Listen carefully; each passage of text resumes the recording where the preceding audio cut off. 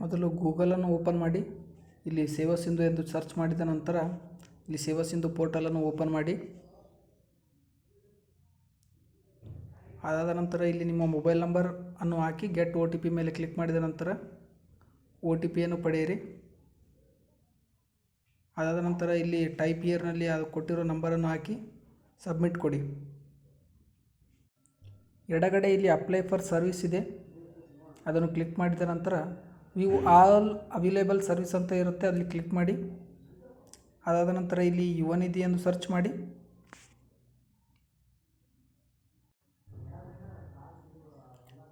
ಇಲ್ಲಿ ಯುವ ನಿಧಿ ಎಂದು ಸರ್ಚ್ ಮಾಡಿ.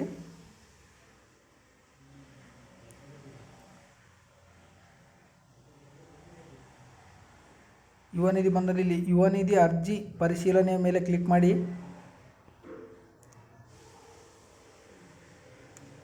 ಅದಾದ ನಂತರ ನಿಮ್ಮ ಅಪ್ಲಿಕೇಶನ್ ನಂಬರನ್ನು ಇಲ್ಲಿ ಹಾಕಿ ಅದಾದ ನಂತರ ಪ್ಲೀಸ್ ಸೆಲೆಕ್ಟ್ ಮೇಲೆ ಕ್ಲಿಕ್ ಮಾಡಿದ ನಂತರ ನಿಮ್ಮ ಡಾಟಾವನ್ನು ಅದು ಆಟೋಮೆಟಿಕ್ ತೆಗೆದುಕೊಳ್ಳುತ್ತದೆ.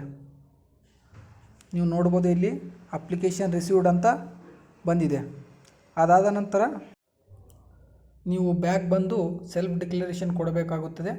ಕೊಟ್ಟ ಕೆಲವು ದಿನಗಳಲ್ಲಿ ನಿಮಗೆ ಅಮೌಂಟನ್ನು ಅವರು ಹಾಕುತ್ತಾರೆ. ಇವಾಗ ಸೆಲ್ಫ್ ಡಿಕ್ಲರೇಷನ್ ಕೊಡುವುದನ್ನು ನೋಡೋಣ. ಇವಾಗ ಮತ್ತೆ ಬ್ಯಾಕ್ ಬನ್ನಿ. ಬ್ಯಾಕ್ ಬಂದು ಯುವ ನಿಧಿ ಎಂದು ಸರ್ಚ್ ಮಾಡಿ. ಅಲ್ಲಿ ಯುವ ನಿಧಿ ಮಾಸಿಕ ನಿರುದ್ಯೋಗ ಘೋಷಣೆಯನ್ನು ಕ್ಲಿಕ್ ಮಾಡಿ. ಇಲ್ಲಿ ನಿಮ್ಮ ಆಧಾರ್ ನಂಬರನ್ನು ಹಾಕಿ ಆಧಾರ್ನಲ್ಲಿರುವ ಹೆಸರಿನಂತೆ ಕ್ಲಿಕ್ ಮಾಡಿದ ನಂತರ ಈ ರೀತಿ ಓಪನ್ ಆಗುತ್ತದೆ. ನಿಮ್ಮ ಡಾಟಾವನ್ನು ತೆಗೆದುಕೊಳ್ಳುತ್ತದೆ.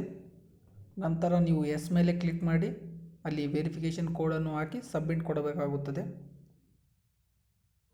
ಸಬ್ಮಿಟ್ ಕೊಟ್ಟ ನಂತರ ಈ ಥರ ಬರುತ್ತದೆ. ಇದಾದ ನಂತರ ಪುನಃ ಸಬ್ಮಿಟನ್ನು ಕೊಡಬೇಕಾಗುತ್ತದೆ. ಅದಾದ ನಂತರ ನೀವು ಇದನ್ನು ಪ್ರಿಂಟ್ ಅಥವಾ ಸ್ಕ್ರೀನ್ಶಾಟ್ ತೆಗೆದುಕೊಳ್ಳಿ. ನಂತರ ಕೆಲವು ದಿನಗಳಲ್ಲಿ ನಿಮಗೆ ಅಮೌಂಟನ್ನು ಬರುತ್ತದೆ.